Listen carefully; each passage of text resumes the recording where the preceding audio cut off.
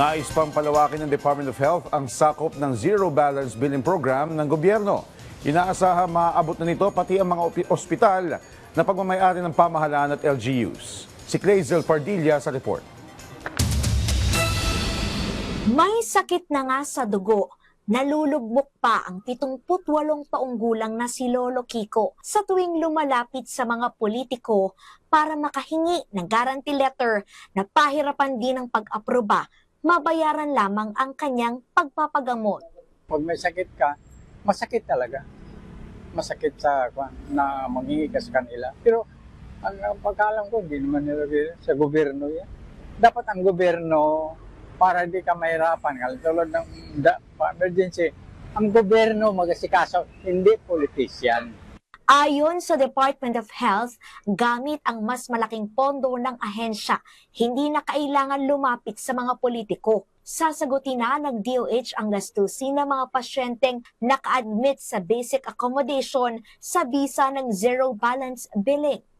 Constituents are free to ask assistance from their elected officials. But do they need a guarantee letter from them to get assistance? No. They can go straight to the Department of Health and we will help them if they need help. Ngayong 2026, binigyan ni Pangulong Ferdinand R. Marcos Jr. ng 448 billion pesos na budget ang sektor ng kalusugan. Zero balance billing is fulfilled through the budget of the hospitals.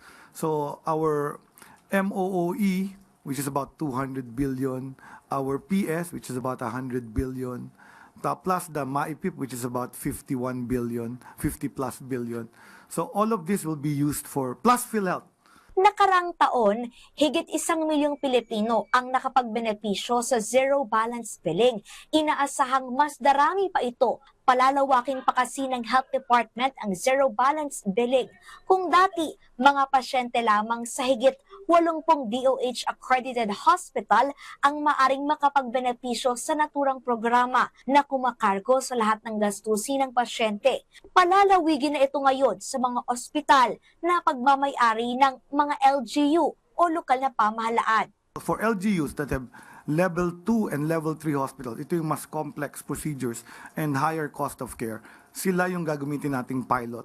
Mga Sarangani, Laguna, Aklan. So there are about 5 of them. Pa-prioritize ko sila. LGU hospitals that are in provinces that have no DOH hospital para magkaroon ng zero balance billing yung Naglaan ng 1 bilyong pisong budget ang DOH para maipatupad ang zero balance billing sa mga LGU hospital.